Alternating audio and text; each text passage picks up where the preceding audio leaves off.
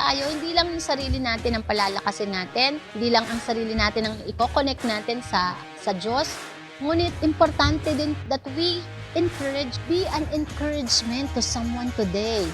Keep building up one another. Even the strongest person needs an encouragement.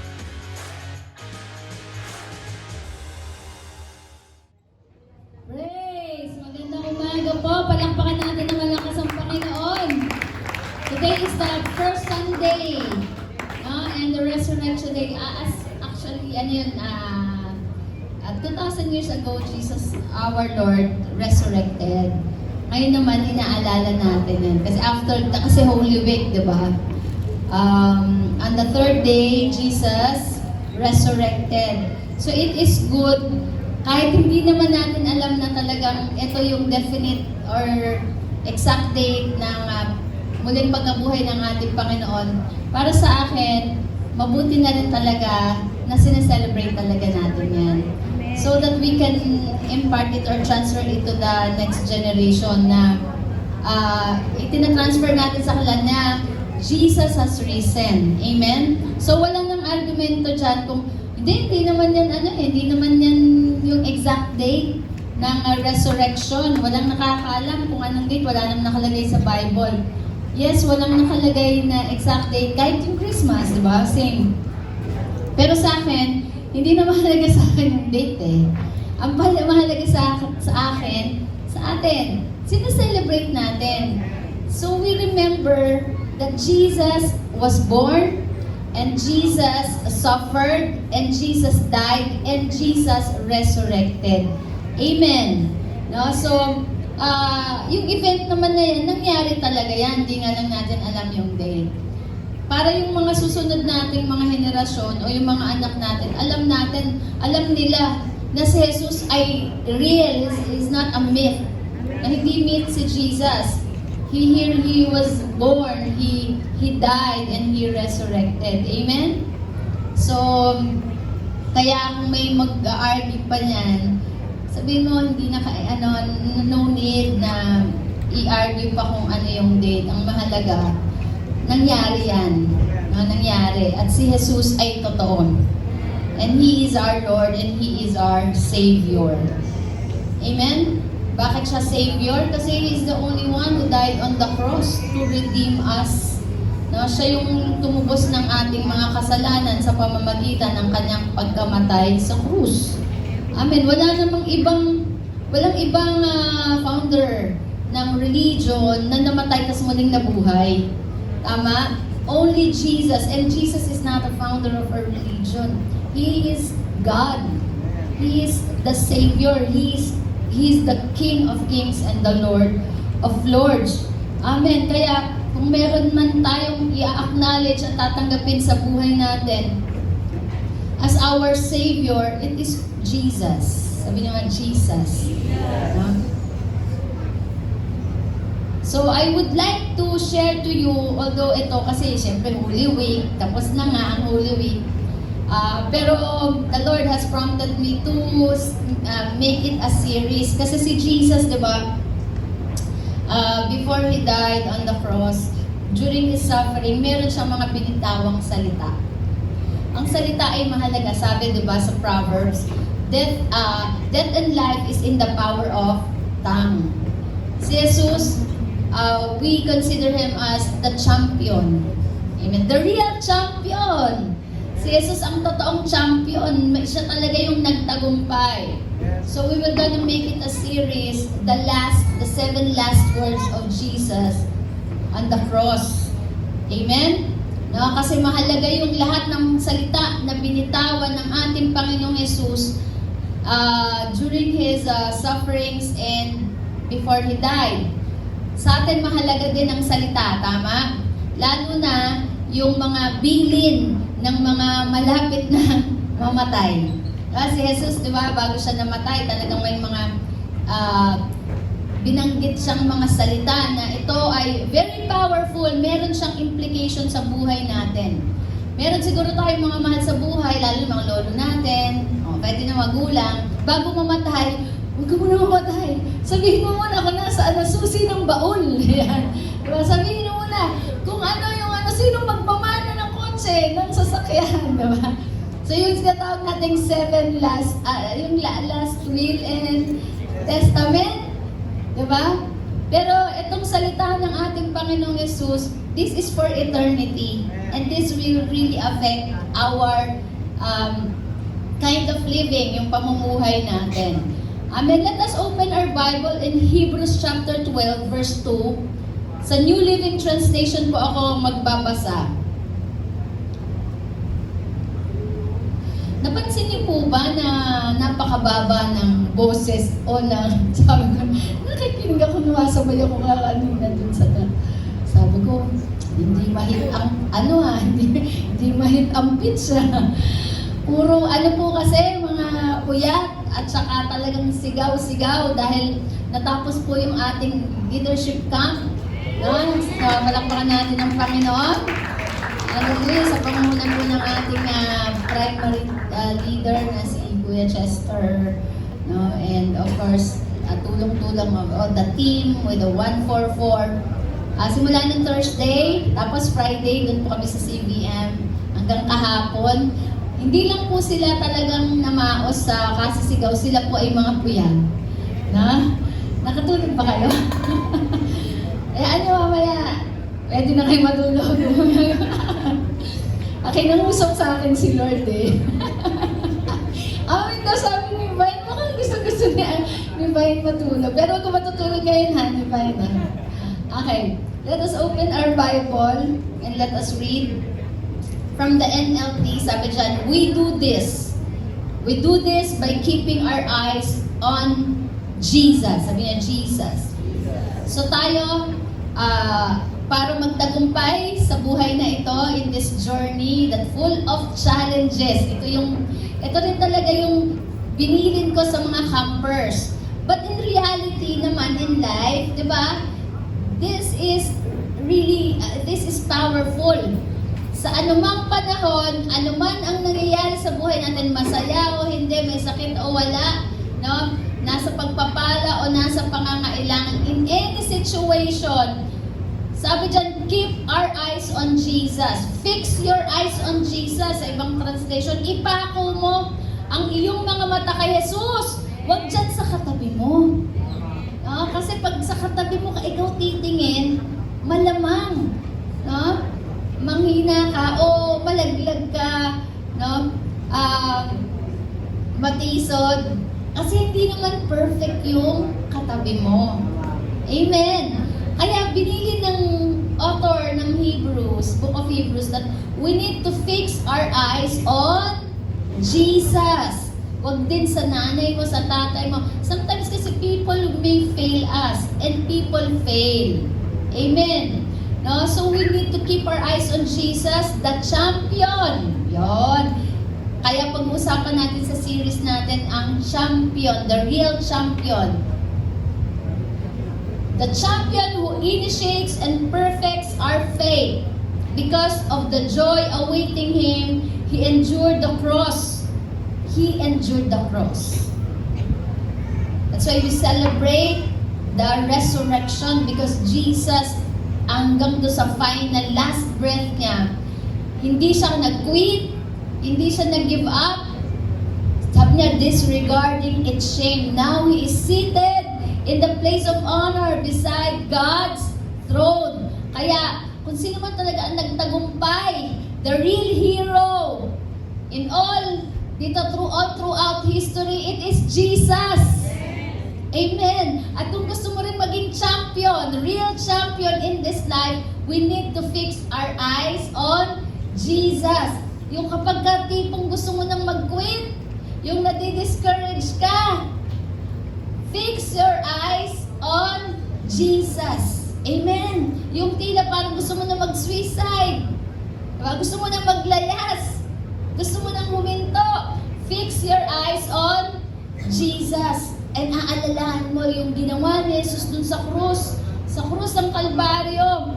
Sabi dyan, disregarding its shame. Tinanggap niya lahat ng klase ng yung pagbubuli sa ating term, pang lalaki pambibintang, lahat ng klase, emotionally, physical pains, mentally tortured, no? Pero si Jesus ay nag-endure. Why? Because of His attitude, no? Yung iniisip din niya tayo habang siya ay dumadanas ng paghihirap. Amen? So we need to fix our eyes on Jesus. So let us meditate on the first word na sinabi ni Jesus during His suffering, and that is, Father, forgive them, for they do not know what they are doing. Sabi yan sa Luke 23:34. Sige po, let us pray. Father, we thank you so much for another day that you have given us. Your love is new every morning. We have tasted and we have experienced your love.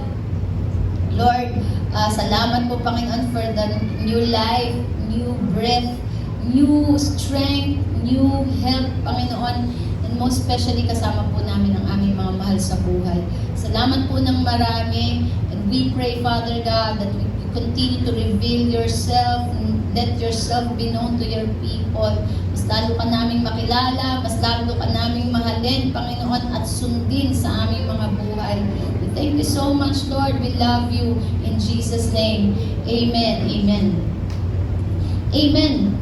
So the first word that we heard from Jesus is, Father, forgive them. They don't know what they are doing. That is the first word. Word in pain. Sabi niyo, word in pain. Sino dito yung nasaktan? Sabi ni Pastor Alan, UTI. Umibig, tapos iniwan. Yan na UTI. No? Nasaktan. Usually, tayo po ay nasasaktan ng ang madalas na nakakasakit po sa atin ay yung mga taong malapit sa atin. Amen? No? Kung siguro ay yung mga natin, si Daniel Padilla, hindi mo tayo masasaktan, wala naman tayong relasyon dyan, di ba? Okay? May mga artista dyan. May mga si Manny Pacquiao, hindi naman nila tayo masasaktan because we don't have personal or intimate relationship with them. Pero yung madalas na nakakasakit sa atin, yung malapit, tignan mo yung katabi mo, lalo na kung asawa mo yan. Di ba? Nanay mo, tatay mo. So they have the power to hurt you, or yung may kakayanan silang masaktan kasi mahal mo eh, tama ba? Tignan mo yung sa mata, I love you, pag-asawa ha. Okay.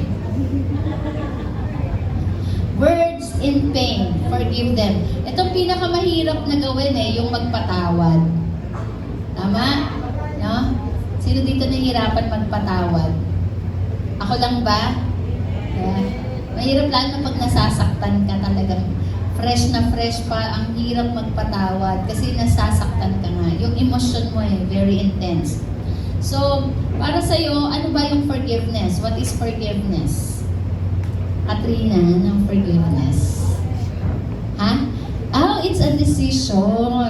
It's a decision. Forgiveness is a decision. Sige, tingnan natin si Ninang Lee. Ano ang forgiveness para sa'yo? Class time. Mag-prepare na kayo, tatawagin ko kayo. Pag-ibig. Ano po? Ayun, pagmamahal. Kasi pagmahal mo, kaya mong patawarin. Uy, tama, diba? Dito naman tayo, sandali Chano, ano ang forgiveness? Nakayuko ka, akala mo. Love, parehas, copy-paste in English na. Ikaw nga, Chester, anong forgiveness para sa'yo? Peace! Oh, forgiveness is peace.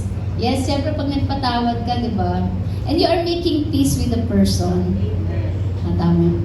Okay, so we have different definition of forgiveness. kailan ka ba dapat magpatawad? Sa mga tanong, di ba? May mga tanong tayo. Kailan ba dapat magpatawad? Kapag wala na yung pain? No? O kaya pag namatay na, tsaka mo patatawarin? Kailan ba dapat magpatawad? Paano ba nakakatulong ang forgiving yourself and forgiving others? So, related ba yan? Connected ba yan? Yung pagpapatawad mo sa sarili mo? Nakaka-apekto siya sa pagpapatawad mo sa iyong kapwa? Yes or no? No? Paano mo na-confirm sa sarili mo na nakapagpatawad ka na? Everly? Nakakatulog ka na ng mahimbing. So, ibig sabihin, pag hindi ka nakakapagpatawad, hindi ka makatulog. Tama. Kasi bothered ka eh. Tapos nakikita, pag pumikit na, nakikita mo yung mukha. Diba? Parang babangunguting ka. Tama. Nakakatawa yung mga sagot nyo, ha? So, may connection ba ang sakit sa forgiveness o sa unforgiveness? Amen ba? Sister Ruby, may connection ba? Ha? Meron. Diba, yung marami kasi tinutubuan na ng sakit kapag hindi nagpapatawad. Yung iba naha-high blood, nagkaka-insomnia, bumababa ang immune system na kapag hindi nagpapatawad. May requirements ba para makapagpatawad? May requirements? Ha? Meron. So, sino nagsabing meron? Sino nagsabing wala? Yung kailangan, gawin niya muna to para patawarin ko siya. Di ba? Umiinig si Brother Ruel. Diba? Walang pala daw requirements. Pero yung sabi naman ng iba na Tatay Diego, meron. Mukhang mahahati tayo dito. Huwag tayo mag-away-away dito. Okay. How do you cope up in your struggles of unforgiveness kung meron man? Na kung meron man, kung may unforgiveness ka, paano ka nakaka-cope up? O paano maka-cope up? Si MJ. MJ, paano ka nakaka-cope up sa unforgiveness? May unforgiveness ka ba ngayon? Wala na. Malaya ka na. Pero before meron. Paano ka nakaka-cope up? Ha? Paano ka nga pinatawad mo? Simple lang. Simple. Sino yun? Sino yun? Si Baxter.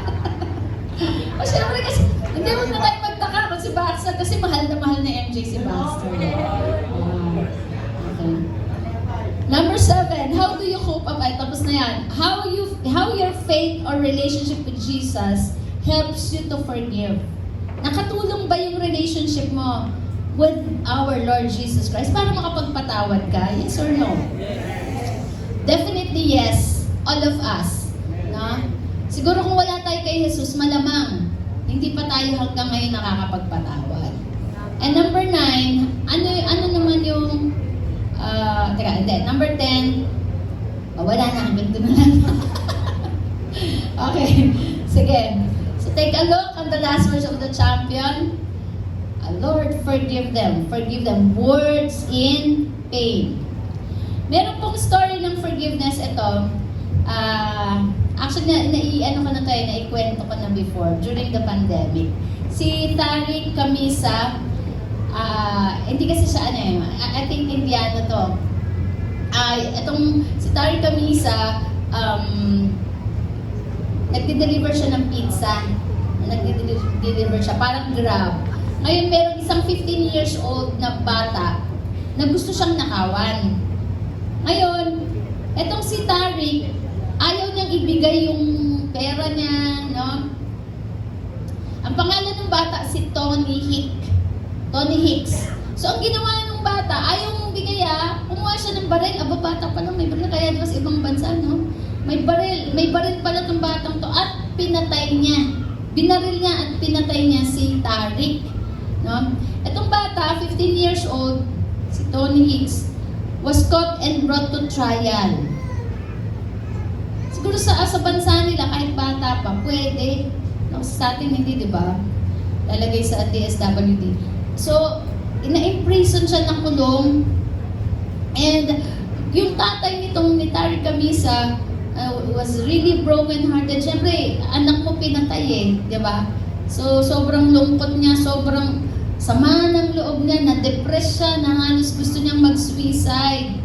And then, yung si Tony Hicks kasi, pinalaki siya ng lolo niya. Yung lolo niya, nag-reach out dun sa tatay nung namatayan. At gustong gustong mag-express ng sympathy. At humingi ng tawad dahil sa ginawa ng kanyang apo na nakulong or na babaan ng punishment na 25 years of imprisonment. So ano kaya ang response ng tatay? Ano kaya yung response? Siyempre kamamatay lang, nakaburol pa, tapos nag-reach out yung lolo at gustong humingi ng tawad. What do you think is the response of the father?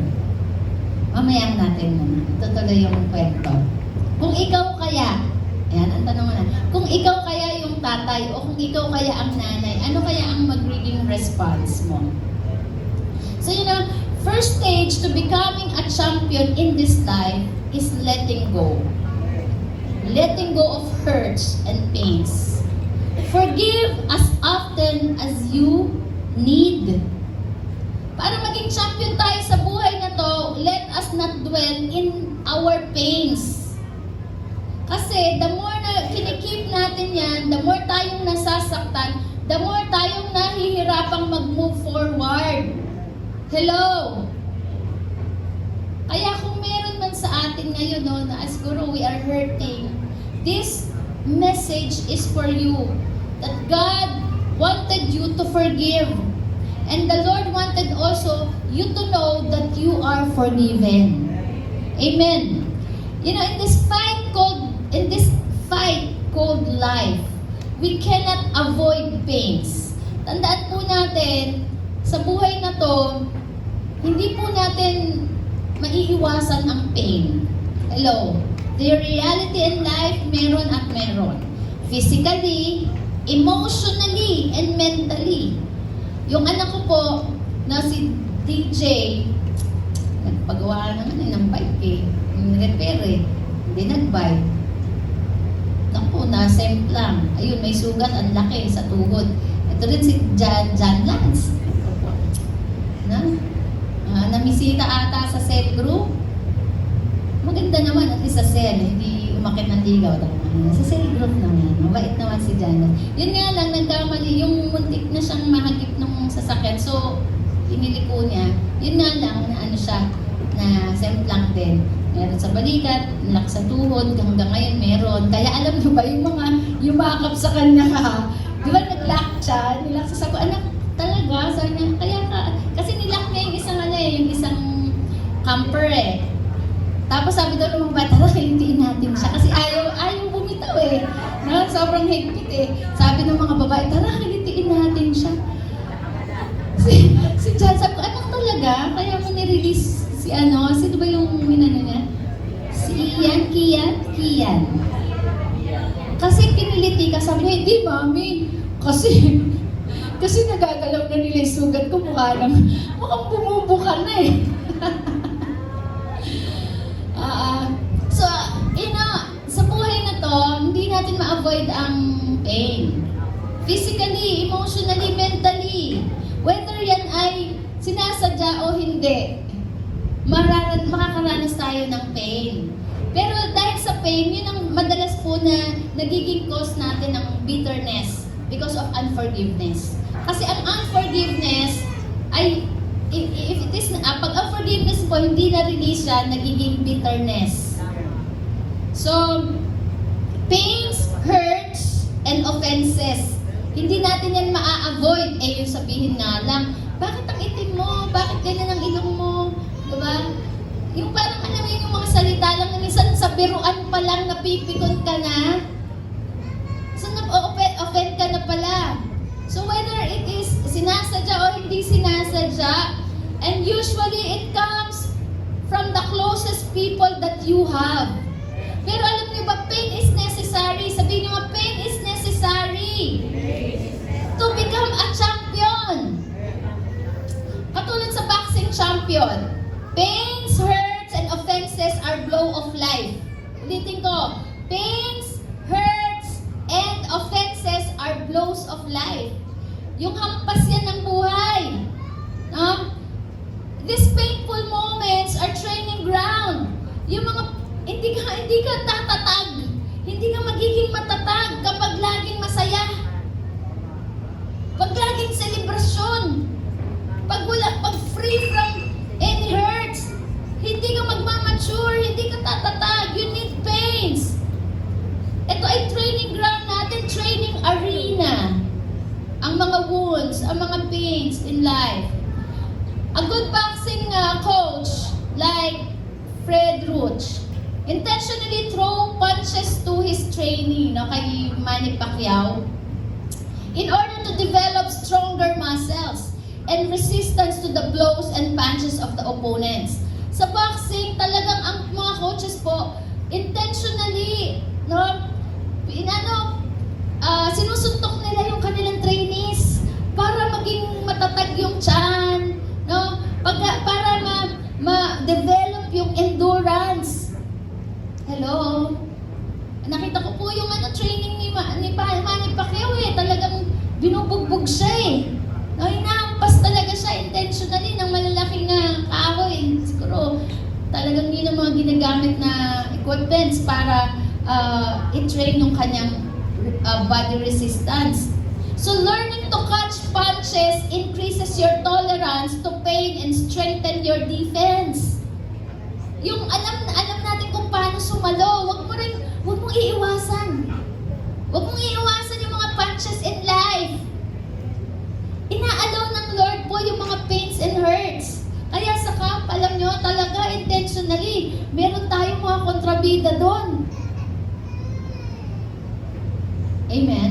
Yung mga polis na galing na magkontrabida ni Jimmy, tumatawa. Talaga si Jackie, talaga ma-develop yung tolerance mo, yung patience mo. No? Hello? Kasi kailangan natin yun, pampatibay yun. Kasi pag balat sibuyas ka, yung konting salita lang, no, mag-give up ka na, mag-quit ka na, masasaktan ka na, hindi ka magiging champion yan. Amen, you need pains, you need hurt to get offenses. Amen. No? Kaya yung mga campers natin, actually hindi naman to para sa inyong dahil sa camp. Pero alam kong marami nasaktan kahapon. Ama? Sino mga nasaktan kahapon sa camp? Ay, mga gumulong-gulong. Ama? Yung mga pinagsabihan, yung mga sinigawan. Grabe talaga. Sa camp yun. Pero sa reality in life, di ba ma-experience din natin yan? Amen. Alam nyo, baby lang naman ang hindi sinasaktan Kasi inaalagaan pa yan Pero pag lumalaki na, di ba, pinapalo mo na yan. Ng pamalo. Pinagsasabihan mo na yan. Bakit? Nag-grow mature na Lumalaki na Kailangan ng matutong makareceive ng mga punches in life. Discipline in life. Hello? Kaya tignan mo yung katabi mo. Ano ka ba? Baby ka ba? O adult ka na? Pag laging maingat ang sinasabi, yung parang may maingat ang tao sa'yo na ayaw ka masaktan, ang tingin sa'yo niyan, baby. Pero kapag ka nagsalita na sa'yo, kahapon may mga nadinila kong mga nanay, sabi ko, hindi ka na kayo baby, mga adult na kayo, kaya kailangan nyo, sabi ni Paul, di ba, kailangan nyo ng meat. Kailangan nyo ng direction, kailangan nyo ng discipline, yung matibay-tibay na salita. Hello? And you need to learn how to receive it so that you will mature. Pero kapag yung laging parang ingat na ingat magsalita sa'yo, alam mo na yan, kaya, bakit kayo niyang pinapagalitan? Magtaka ka na. Sabihin mo sa leader mo, pagalitan niyo ako. Sabihin mo, ano mali sa akin? Diba? Pag hindi ka pinagsabihan,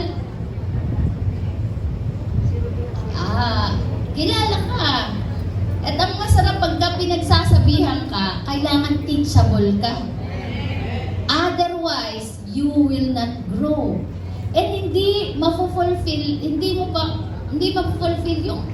yung plano sa'yo ng Lord, hindi ka pa ready eh. Amen. Yung mga military, mga sundalo, bago yan sumabak ng laban, tinitrain muna sila, pinapagapang sila, na pinapaakit sila sa matataas na bundok. Hello. We need to learn how to receive punches in life. Katulad naman ng isang healthy body. Yan. Yung mga malulusog na katawan.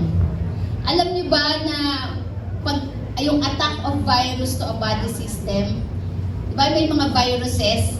Alam niyo ba ang mga viruses sa katawan ay maigi rin at mabuti?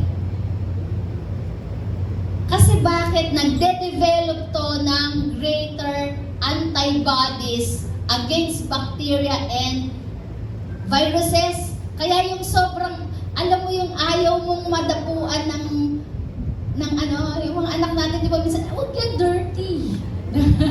Dirty yan. Pero tignan niyo yung mga anak nung araw, yung naglalaro sa kanal, naglalaro sa mga lupa.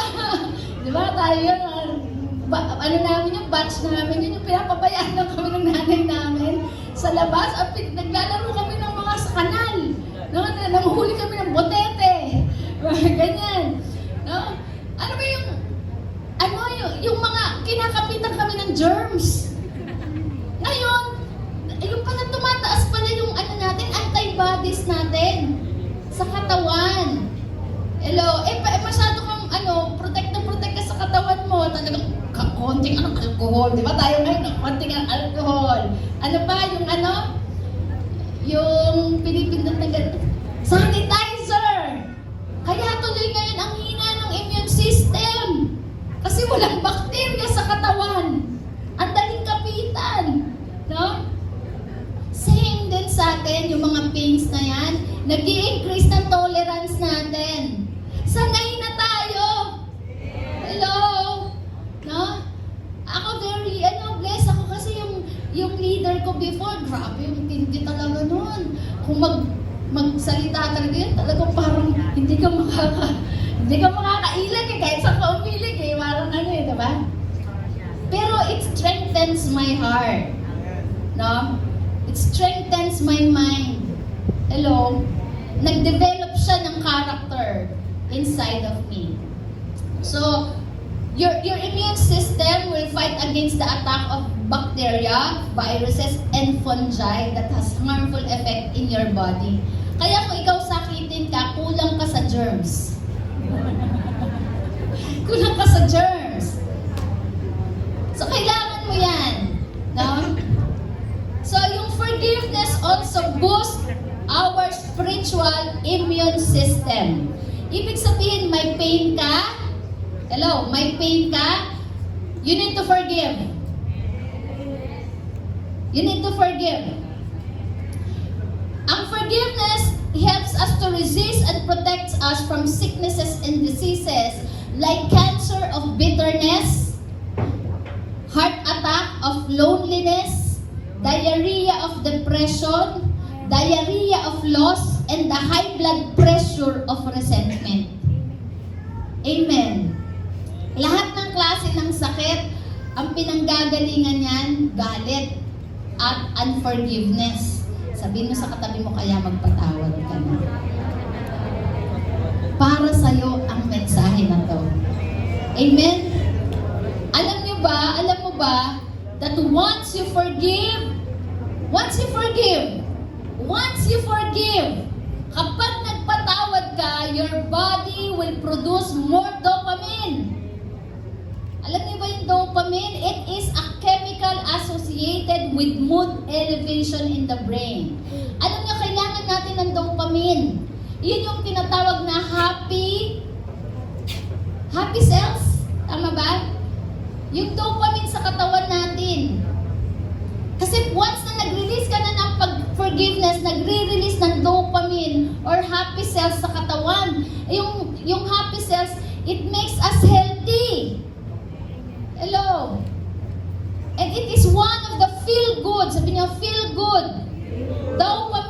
a feel-good chemical sa body natin. It plays a vital role in how happy we feel. Kaya pag nag-forgive ka, nagre-release ng dopamine sa body mo, and you feel good. Ay, mga taong magagalitin, malulungkutin, maaring merong unforgiveness. No? May unforgiveness sa puso niya. It affects our movement, our memory, and our focus. Kaya sabi ni Chester kanina, forgiveness is peace. Kasi pag nag-release ka ng forgiveness, makakapag-focus ka na, ma-at peace ka na, ma-relax na yung brain mo. Meaning, once you release forgiveness, your body produces happy chemicals. Sino gusto ng happy chemicals? Dopamine, nag-e-energize yan sa katawan. Kaya nga alam niyo yung unforgiveness, akala lang natin, ganun lang siya, no? Na, minsan ayaw nga natin mag-release niyan. Pero, it affects our body. Connected yan sa katawan natin, kaya connected din yan sa health. Pero pagka tayo nag-release ng forgiveness, nagre-release na ng dopamine, nag-e-energize na ng katawan, kaya sumasaya na ang atmosphere, ikaw, personal atmosphere mo. Tapos pag ikaw masaya ka, masaya na rin sa bahay, masaya na rin yung relationship wherein you are engaged. Kaya pag may unforgiveness ka, huwag ka munang pumasok sa relasyon. Kasi kawawa. Kawawa ang magiging kapartner mo pag may unforgiveness ka. Dahil meron niyang outlet yung unforgiveness, maghahanap yan ng damay. Kaya yung mga taong magagalitan yan, yung mga unforgiveness, nakakatakot yan. Madadamay ka dun sa galit niyan. Hello? Are you listening? Kaya dapat ayusin muna natin talaga yung ating sarili. Learn to forgive. Pero ang hirap talaga magpatawad kapag wala yung cross. Kaya ito yung ida-drive natin Paano ba tayo makakapagpatawad? Kung sa atin lang mahirap. And also, it enhances our memory. It brings our mental health and set your mind and help you to focus. Diba? Ano ka na tawag dito? Enjoy ka na, inspired ka na. Tama. Kapag may dopamine sa katawan. Pero yung dopamine, nire-releasean kapag may forgiveness. Pag galit ka at masama ang loob, tama, di ka makatulog, di makapag-isip ng mabuti at di makagawa ng maayos. Ang taong hindi nagpapatawad ay laging balisa. Ang taong hindi nagpapatawad ay laging naghahanap ng damay. Kaya yung mga nanay, no? Madalas mainit ang ulo. Sa nanay talaga. Kasi nanay talaga di ba? Pero pag pag mayroon kang peace, di ba? Pag may nagre-release ka ng peace, at peace ka din. Kaya yung peace hindi galing sa labas. Amen. Peace doesn't come from outside. It comes from within. At alam niyo, ang taong at peace, kahit saan ka pumunta, peacemaker ka. Pero kapag ka ikaw troubled, yung mga troubled people are may mga galit sa puso. Kahit saan pumunta yan, magdadala ng gulo. Tayo, we are called to be peacemaker. Not a troublemaker, but troublemakers may pinagdaanan din talaga na hindi maganda. Hello? No? So, ngayon, ang tendency niyan, saan siya pumunta, may gulo. Kasi nga, walang peace sa puso niya So, matuto tayo sa mga bata. Alam niyo ba, ang mga bata, they are the happiest people in the world. Why? Because they easily forgive. Tingnan mo, pinalo mo ngayon, pinagalitan mo ngayon. Iiyak lang yan, iiyak. Tapos, yung isa nga, pag umiyak, Mami, papasok ka, sorry. Diba? Ano kaya, pag pinalo mo, pupunta lang yan sa kwarto, tapos maya-maya, kita mo na naglalaro. Tapos, papatiin ka na. Pero nasaktan yun Pinalo mo yun. Kaya alam niyo mga bata, masaya sila Ang mga nagpapatawad dyan ang masaya at malaya.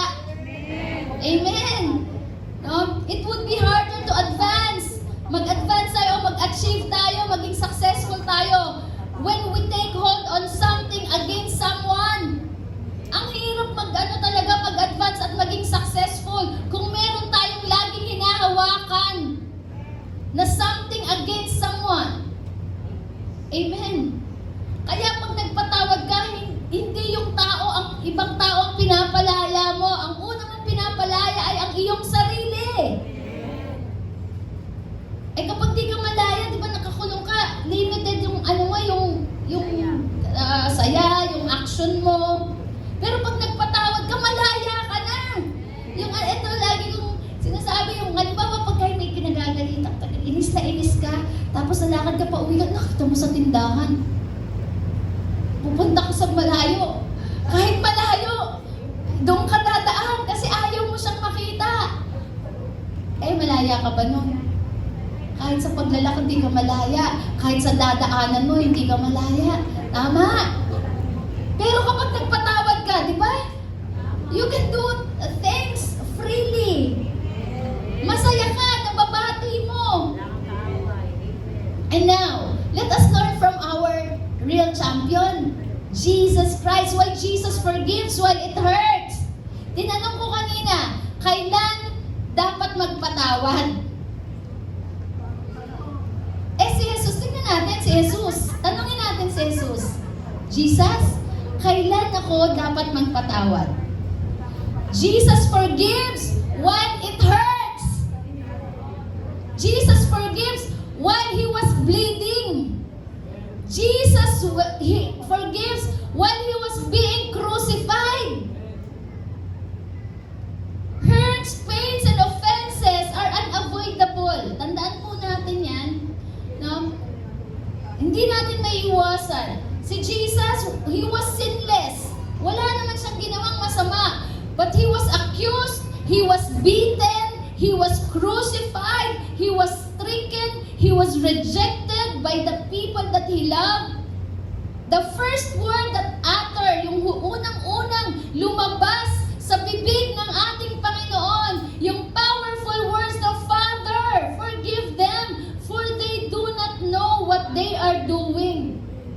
And not only one time po sinabi ng at sinigaw ng ating Panginoong Yesus ang Ama, patawarin mo po sila, hindi nila alam ang kanilang ginagawa. It was shouted many times habang siya po ay pinapako, habang siya po ay hinahampas many times, which according to the scholars, no, Jesus repeatedly cried out these words. Paulit-ulit po. Paulit-ulit. Alam niyo po, nakita ko bakit ginawa ni Jesus yon. Kasi unang-unang pinapalaya niya ay ang kanyang sarili. Yes, habang masakit, pero sinabi niya, Lord, patawarin niyo po sila. Forgive them. Kasi, di ba, ang taong innocent, pagka may ginawa kang masama, according sa Bible, pag may ginawa kang masama sa inosente, si Lord ang kalaban mo eh. Papaluin ka ni Lord kapag kasiniraan mo ang isang taong inosente. O pinagbalakan mo ng masama. Ang sabi ng Biblia, ang Diyos ang kalaban mo. Kaya si Jesus, He was innocent. He was sinless. Kaya nag-appeal siya.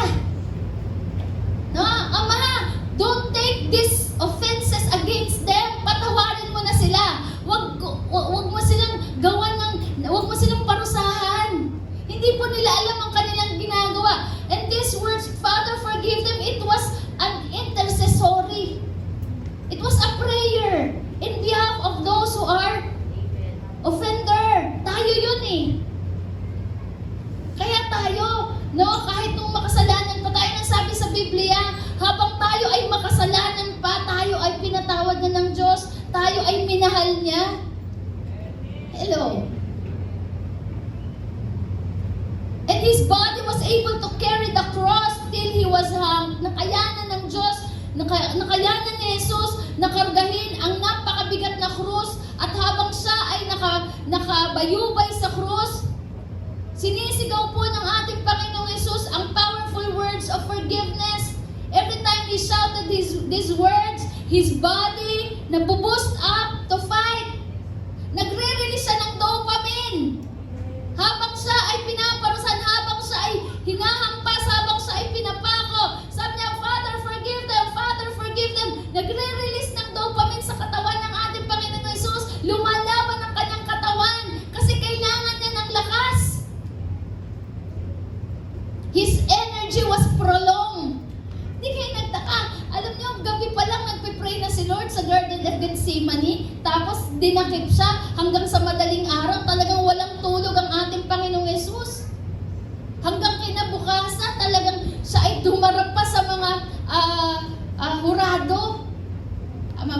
ano, kay Pontius Pilate. Ang daming pinagdaanan ng Panginoong Yesus, puyat-puyat ang ating Panginoon. Yung katawan niya talagang bugbog na. Pero na-prolong, nothing depleted his emotion, nor caused his will to give up. Walang bagay na nakapagpahinto sa ating Panginoong Yesus. Ipagpatuloy niya yung kanyang laban. Yung the fight of salvation for the people, for men. Walang nakapagpahinto. Bakit? Sa umpisa pa lang nagpatawad na ang ating Panginoon. Amen. Alam niyo yung pagpapatawad natin, it will prolong our lives. Gusto mo humaba buhay mo? Magpatawad ka. Magpatawad tayo. His whole being was focused in finishing the fight. Sino gusto humaba ang buhay? Mabuhay ka ng 100. Yung humaba ang buhay mo. Marami, Lord, wag mo na akong kunin. Lord, may marami pa akong gagawin. Alam mo ang unang-unang sikreto? Magpatawad. Habang pinupukpok, habang binabaon yung pako sa kanyang mga kamay at sa kanyang paa, sumisigawan ta ang Panginoon, Father, forgive them. Every time it hurts, Jesus shouted, Father, forgive them. When he was rejected and mocked, nag-i-intercede siya para sa lahat that the Father will forgive us. That's why when it hurts, forgive. Are you hurting? Forgive. Masakit ba yung ginawa sa ng asawa mo, ng anak mo? Forgive. Hallelujah. Dapat may shield yung natin may shield yung puso natin Hindi yan nag-absorb ng offenses. Be good to yourself. One important thing that I learned, be good to yourself. How can you be good to yourself? Forgive. Because when we do not forgive, ikaw din ang mahihirapan. Hello?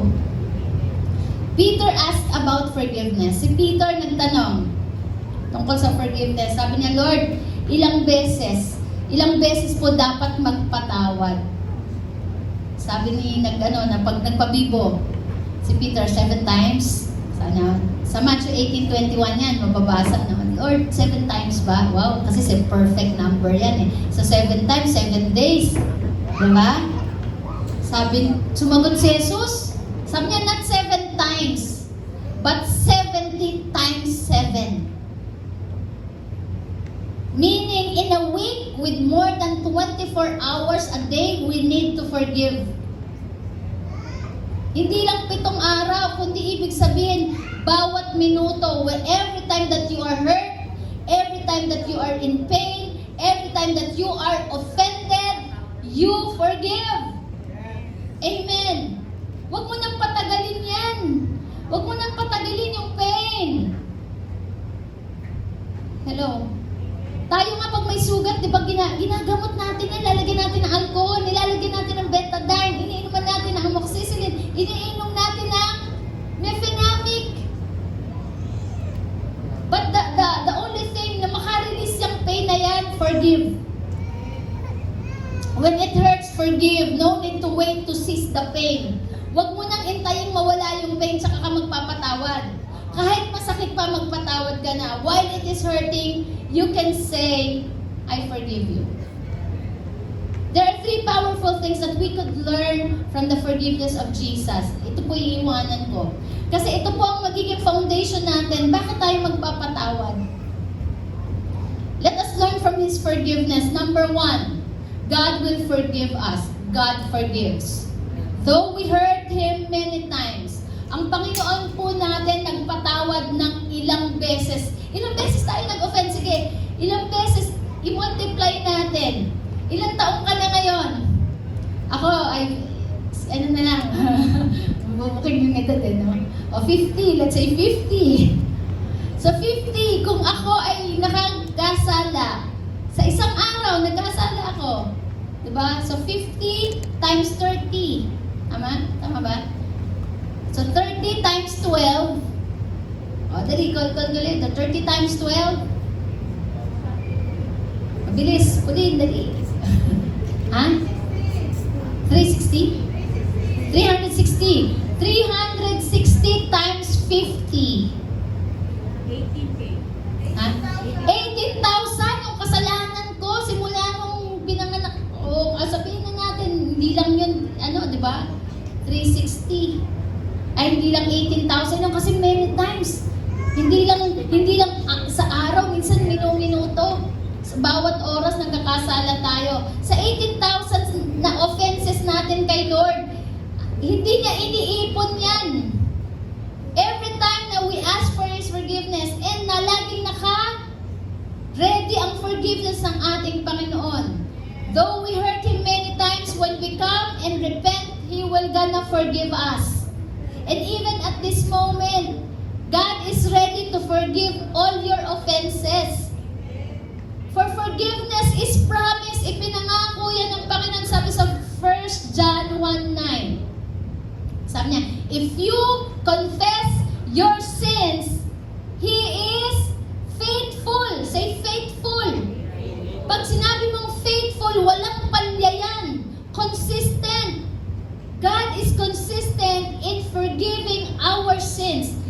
1 John 1:9, if we confess our sins to Him, He is faithful and just to forgive us and cleanse us from all our unrighteousness. Hello. God forgives us. Kaya nga sabi ng Bible, itinuro ng Bible yan eh. Sabi niya, magpatawad ka, katulad ng pagpapatawad sa iyo ng Diyos. At kung sino man ang hindi nagpapatawad, hindi rin siya patatawarin ng Diyos. Yan ang sinabi ng Biblia. And also, una, God forgives us. Sabi niya, God forgive me. Ready si Lord magpatawad. Every time that we hurt Him and we ask for His forgiveness, God will forgive us. Number 2, we can also forgive ourselves. Pinatawad tayo ng Diyos, patawarin mo din ang iyong sarili. Since God made a way to restore us back through forgiveness, we also have the power to forgive our own mistakes. Maraming tao, kaya nahihirapan magpatawad kasi hindi niya mapatawad ang kanyang sarili. Paano natin mapapatawad ang sarili natin? Grabe, ang tindi ng nagawa kong kasalanan. Sa pamilya ko, sa anak ko, sa maraming tao. Grabe, ang sama ng ugali ko. Paano napakasama ko. Hindi ko na mapatawad ang sarili ko. Mas righteous ka kay Lord. Si Lord na pinatawad ka eh. Sarili mo ba, di mo mapatawad? Dahil pinatawad ka na ng Diyos, patawarin mo na ang sarili mo. Amen? No? He also made a way. He restored us back to forgiveness. So we can forgive ourselves from our own mistake, set ourselves free from the chains of the past. Palayain mo ng sarili mo sa nakaraan. Hello? Kahit gaano pa katindi ang iyong nagawa sa nakaraan, patawarin mo ang iyong sarili. Dahil mahirap magpatawad sa iyong kapwa. Mahirap magpatawad sa ating kapwa kung hindi natin napapatawad ang sarili natin. Hello? Kapag hindi natin napapatawad ang sarili natin, we are carrying guilt, self-condemnation. At ang hirap pagsimula. At alam nyo nga, ang taong hindi nagpapatawad sa sarili, miserable. Lagi kang malungkot. Lagi kang depressed. At ang mahirap nga, pagka pumasok ka sa relationship at hindi mo napatawad ang sarili mo, you will create a miserable life to other people.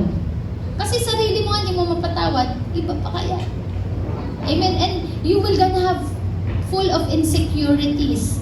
Mababa ang self-esteem. Kaya alam niyo, salamat sa krus, salamat sa ating Panginoong Jesus na siya ay namatay para sa ating lahat, para tayo magkaroon ng kapatawaran at tayo ay mapatawad din natin ang ating sarili. Ay, mga insecurities po natin, galing yan sa mga hindi hindi natin pagpapatawad sa sarili natin.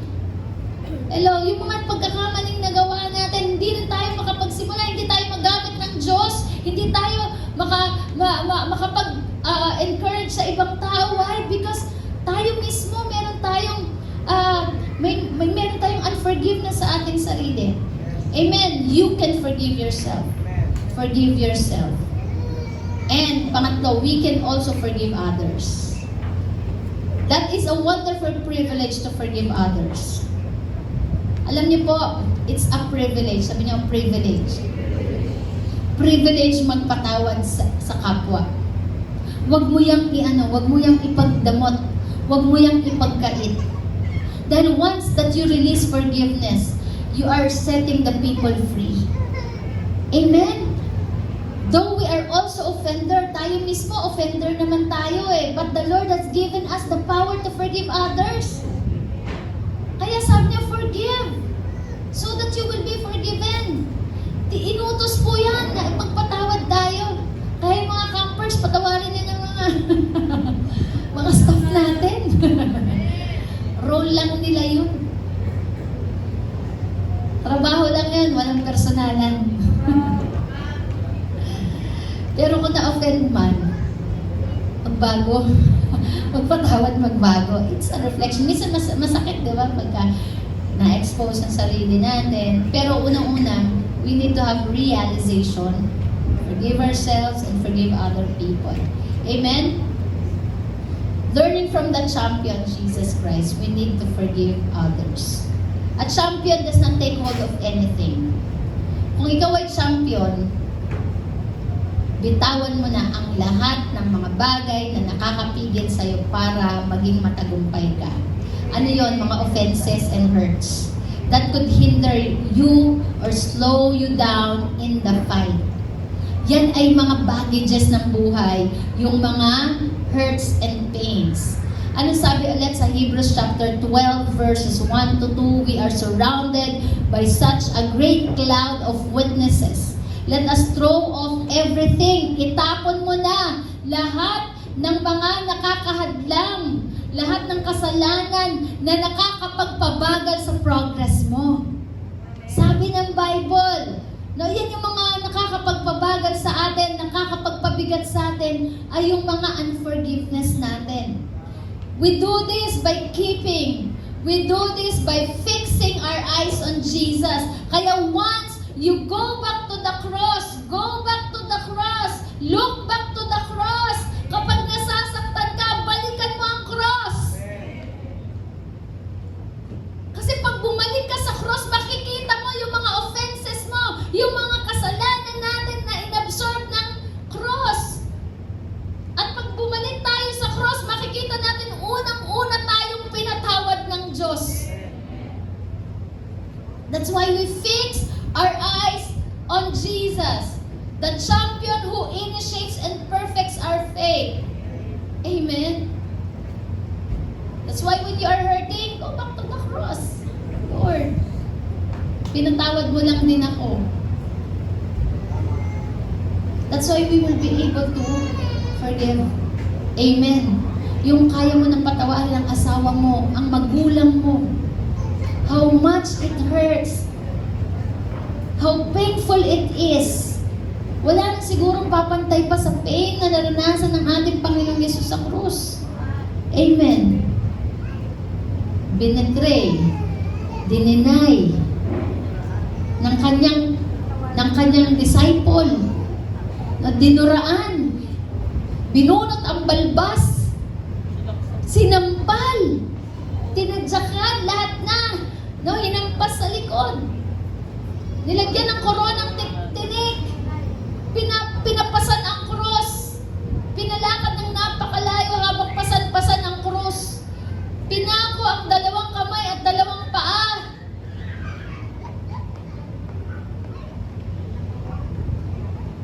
Iniwanan ng kanyang mga disciple. All those are mental, emotional, physical torture. But Jesus forgives. Amen? Like Jesus, who is not spared from offenses. Kahit si Jesus mismo, nakaranas ng offense. Amen? Kaya let us not dwell in those offenses. Si Lord nga hindi na-excuse sa offense eh. Ikaw pa kaya? Diba? Si Lord nga na-offend eh. Pero nagpatawad. He was not spared from offenses, from pains, from hurts. But Jesus did not resist them. The mockery, the strike, the rejections, every punches make him a stronger fighter. Kaya ang totoong, yung totoong strong na tao, yung nagpapatawad. Amen? We are strong enough to forgive. Yung strength na yan galing sa cross. That's why his opponent, si Satan, was no hold of him. Alam niyo, pag tayo nagpapatawad, walang kayang kapitan ang demonyo sa atin. Hello? Ulitin ko, pag nagpapatawad tayo, walang kayang kapitan, walang pwedeng kapitan ang demonyo sa atin. I-release mo na eh. Wala na siyang kapangyarihan sa iyo. Kaya si Satan, walang kapangyarihan kay Jesus. Dahil simula pa lang, nagpatawad na siya. Wala nang argumento ang demonyo kay Jesus. Bakit nagpatawad eh? Jesus is focused to finish and win the fight. Amen? Yung mga offenses, yung mga hurts, yes, tignan natin siya. Part ng ating development. Part ng para tayo to become stronger person. Never take it personally. Tignan nyo siya na mai-improve ako. Mas magiging matatag ako through these offenses. At para maging malaya ka, mag-forgive. Yes, masakit. Tama? Pain is real. Pain is real. Nung nagpatawad ba si Jesus, nawala yung pain? Hindi. Andun pa rin. Dumudugo pa rin. Ramdam na ramdam pa rin niya ang sakit. Pero wala nang kapangyarihan yung pain na yan sa kanya para sirain siya. Pag nagpatawad tayo, nawawala ang kapangyarihan ng anumang klaseng offenses para sirain tayo. Because offenses will destroy us. Ang unang-unang nasisira, hindi ibang tao, tayo. Pag nagpatawad tayo, nagiging buo tayo, we become whole. Amen? Walang kapangyarihan ng ibang tao sa buhay mo para palungkutin ka, para sirain ka. Amen? Hallelujah. Ngayong umaga, maybe we have a lot of pains and offenses from the family, from our brothers and sisters, o baka bago ka pumunta dito, na-encounter mo muna yung offenses. Release it. Amen. Release it. Sabi ng Panginoon nga sabi ni Jesus, pag mag-o-offering ka, pag alam mong may nasaktan ka o may nakasakit sa'yo, ibaba mo muna yung offering mo sa altar. Puntahan mo muna yung taong nasaktan mo. O puntahan mo muna yung nakasakit sa'yo at humingi ka ng tawad at magpatawad ka. Kasi kahit mag-offering ka pero merong unforgiveness sa puso mo, hindi nagiging acceptable. Hello, mayat lang. Hindi ma-receive yung offering. Kasi bakit? Hindi ka nagpatawad eh. At sabi ng Panginoon, magpatawad ka para magpatawad ang kasalanan mo. Pag hindi ka nagpatawad, hindi ka nagpatatawarin. And let us continue the story of forgiveness. Yung tatay ni Tony Hicks pumunta sa lolo. Ay, yung lolo pala humingi ng yung lolo ni Tony sumingi ng forgiveness doon sa tatay ni Tarik. And sabi niya, gusto ko ma-meet yung buong pamilya niyo, mag-condolence ako, ay pag-pray ko kayo. At nag-usap sila, kinonsider niya, and the father decided to go on the road of forgiveness.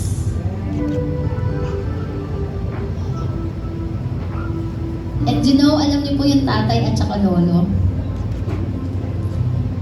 they decided to form a foundation.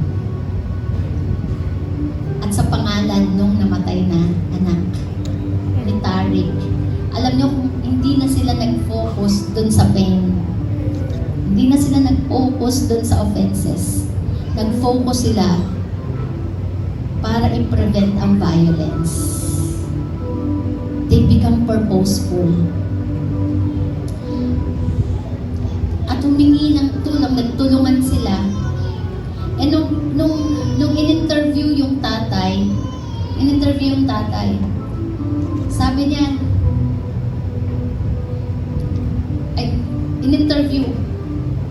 sabi niya, it's natural that we want to revenge, but will it bring Tarik life back? Gusto mong gumante, pero ang tanong, maibabalik ba ang buhay kapag gumanti ka? Is there a virtue in taking revenge? Maibabalik mo ba ang sitwasyon kung ikaw ay gaganti? Instead of revenge, sabi niya, I choose to forgive. Instead of revenge, I choose forgiveness. And reach out to Tony's grandfather. At alam niyo ba, ang amazing, it develops unity, love, and amazing bond. And now, 13 years na. 13 years nang binabayaran ni Tony Hicks sa kulungan yung kanyang ginawa. Pero paglabas niya, for sure, mabibigyan siya ng pagkakataon. May naghihintay na trabaho sa kanya. Amen? Palakpakan natin sa kanya. That's the forgiveness of God. Nagagawa ng forgiveness ng Diyos sa buhay natin. Sa atin, sa takbo, sa pattern ng mundong to, pagka ikaw nakulong, or naging addict ka, nirehab ka, paglabas mo, meron ka ng record sa NBI. Pag nag-apply ka, hindi ka na matatanggap. Kasi may record na. Pero sa Diyos, iba, pag nagpatawad, borado lahat ng iyong offenses. And you can start all over again. That's how God forgives. Amen tayong lahat.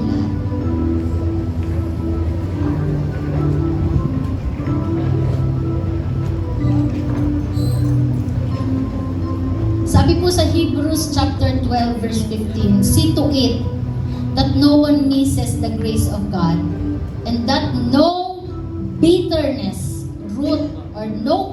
root grows up to cause trouble and defile many. Sinabi po ng Panginoon, tinuro sa atin, let us not miss the grace of God. Kapag hindi po tayo nagpapatawad, namimiss po natin yung biyaya, yung extra merit ng ating Diyos. At sabi niya, siguraduhin niyo na walang tumutubong bitterness dyan sa puso mo. Huwag mong hayaan. Yung patubo pa lang, bunutin mo na.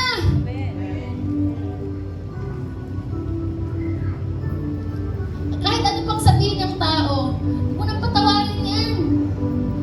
Matindi na ang ginawa sa'yo.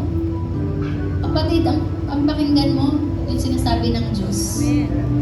Ang tignan mo yung ginawa ni Jesus sa krus. Na habang nasasaktan, nagpatawad. At habang tayo ay nandun sa karumihan ng kasalanan, si Jesus nagpe-pray sa atin. Nag-intercede sa atin, Father, forgive them, for they do not know what they are doing.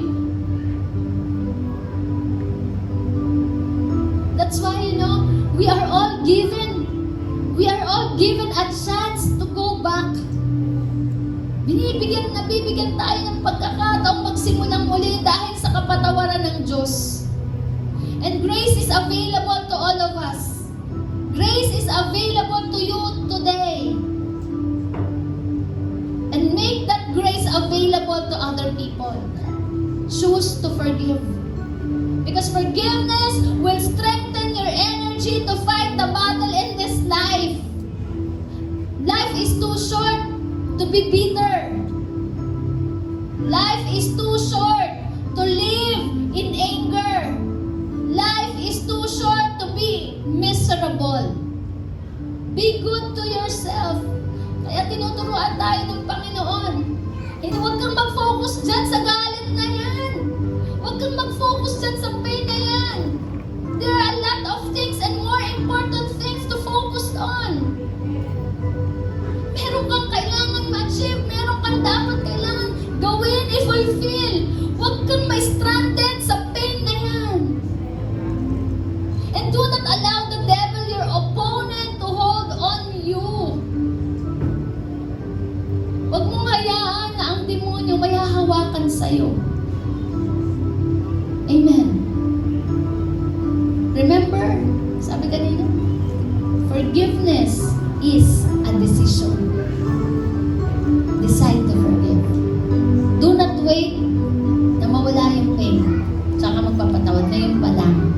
Amen. Release yourself. Set yourself free. And pains through forgiveness will leave a mark. Tandaan nyo. Ang pain na may pagpapatawad, it will leave a mark in you. And that is a stronger you. Mark of a true champion. Amen. Hallelujah. Come on, let's pray.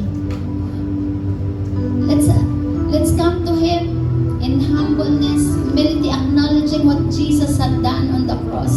And that cross, where the cross wherein all our sins and offenses are being absorbed. Inabsorb na po lahat ng cross ng ating Panginoong Jesus, lahat ng offenses natin.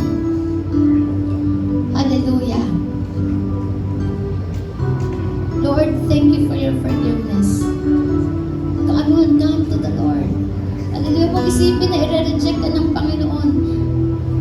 Kahit gaano kalaki ang kasalanan na nagawa mo, laban sa Diyos, laban sa iyong kapwa, lumapit ka sa Panginoon at ikaw ay papatawarin. Confess your sins to the Lord and He will gonna forgive you. Amen. Thank you, Lord. Kung meron ka mga bagay na gusto mong isuko sa panghihingi ng tawad, itaas mo lang ang kamay mo. Lord, I have a lot of things all the things I've done against you, against my parents, against my loved ones. Forgive me, Lord. Sa lahat ng mga nasabi kong masama, lahat ng mga nagawa kong mali, yung mga accusation ko against other people, may mga na-judge po ako ng mga tao, may mga binitawan akong salita na masakit, na hindi totoo laban sa aking kapwa. Panginoon, patawarin mo po ako. Forgive me, Lord. Cleanse me with your precious blood. Cleanse me from all my iniquities, Lord. I am the number one offender. Inaamin ko, Panginoon, that I offend you a lot of times. Many times I rejected you, Lord. Forgive me. Many times I hurted you. Forgive me, Lord. And salamat po ng marami, Panginoon. Because you are the one who initiated forgiveness. And now, I receive that forgiveness. I am cleansed by the blood of Jesus. I am forgiven by the blood of Jesus. I am restored by the blood of Jesus. And I can start my life all over again by the blood of Jesus. Thank you, Lord. Thank you, Lord. That is the power of the blood of Jesus in your life. Hallelujah. Thank you, Lord, for your forgiveness. Thank you, Lord, for your forgiveness. receive it. Come on, receive it by faith. Alam nyo, kahit nandun pa yung nararamdaman mo na guilt, it doesn't matter. The truth is, sabi, confess your sin to the Lord and He will gonna forgive you. Receive God's forgiveness. Pinatawad ka na ng Panginoon. Nilinis ka na ng Panginoon. That is the truth. That is the reality. That is the power of His love. That is the power of the blood of Jesus. It releases forgiveness to those who come to Him. And right now, wala nang pwedeng hawakan ang demonyo sa buhay mo dahil pinatawad at nilinis ka na ng Panginoon. Hallelujah. At kahit i-remind pa ng demonyo lahat ng mga nagawa mo in the past, sasabihin ng Diyos, pinatawad ko na ang taong ito. He is now justified. He is forgiven. She is forgiven. Amen? Hallelujah. And now forgive yourself. Forgive yourself. Release. Release yourself. Yes. Lord, I forgive myself. Yes. This is a humbling experience, Panginoon. Pero tinitignan ko ang cross, Panginoon, kung paano mo ako pinatawad. Natatawad ko na rin po ang aking sarili. Immediately, the process of healing will start in your life. When you begin to forgive yourself, the guilt, the self-condemnation shall be removed. Self-condemnation shall be removed. Hallelujah. Thank you, Lord. Thank you, Lord. Thank you, Lord. And now, it's about time for you to forgive others. Forgive other people. Amen. Hallelujah. Hallelujah. The Lord will remind you of someone who have hurted you. Kung may mga tao kang kinasasamaan ng loob, o maaring nandito, maaring tatay mo, nanay mo, nasaktan ka, pwede mo ba bang lapitan? No? At ipanalangin, sabi ng Biblia, sabi ng sa kasalita niya, bago ka mag-offering, bago mo ibigay ang offering mo, puntahan mo muna yung taong kinasamaan mo ng loob. At ipanalangin mo, mag-release ka ng forgiveness. Pwede ba yun? Amen? Hallelujah. Sige, habang kumakanta ang ating worship team, hallelujah, come on, reach out to someone, hallelujah. O kung sa tingin mo, na-offend mo siya, lapitan mo siya, no? Hallelujah.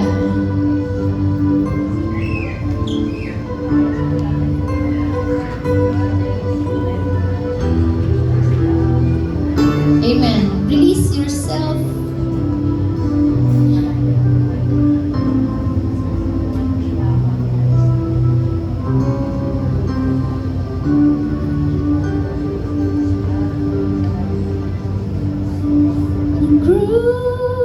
Crucified, laid behind the stone, you lived to die, rejected and alone, like a rose. Come on, hallelujah.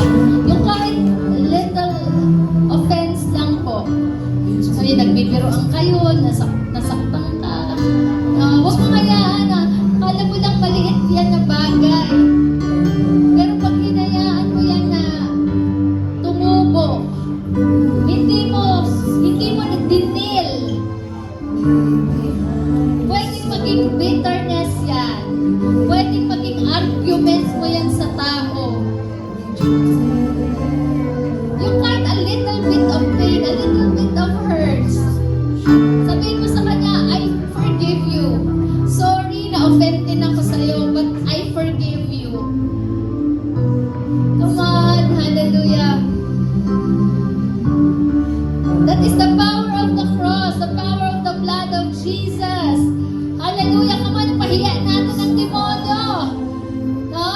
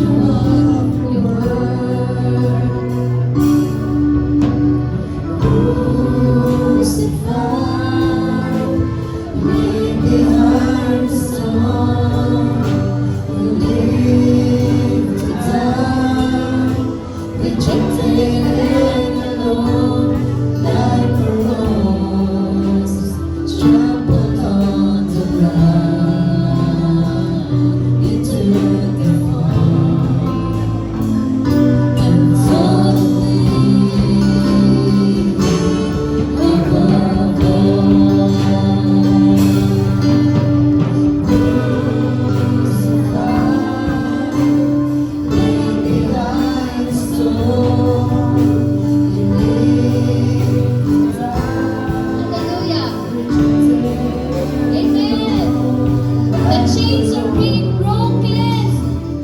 Hallelujah. The chains are falling. Thank you for the power of forgiveness, Lord. Thank you, Lord. Hallelujah.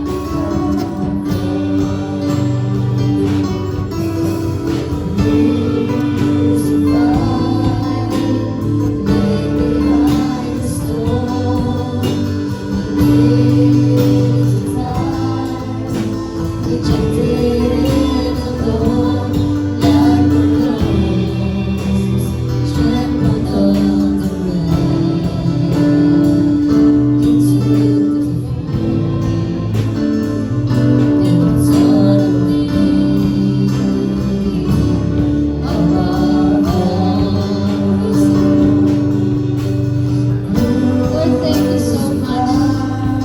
Thank you for the power of the blood of Jesus. Hallelujah.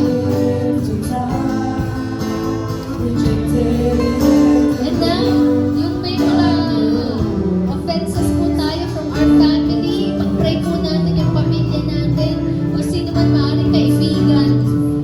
Taas mo yung kamay mo kung meron kang gustong i-release na forgiveness, yung wala rito, and pray for them. Hallelujah. Sabi mo, Lord, pinapatawad ko na po yung tatay ko, pinapatawad ko yung nanay ko, pinapatawad ko yung anak ko, yung kaibigan ko, sino man na nakasakit. Lord, I choose to forgive. I choose to forgive them, Lord. I'm not holding any grudges against them. Lord, pinapalaya ako na sila sa pamagitan ng pagpapatawa. And bless them. Pray for them.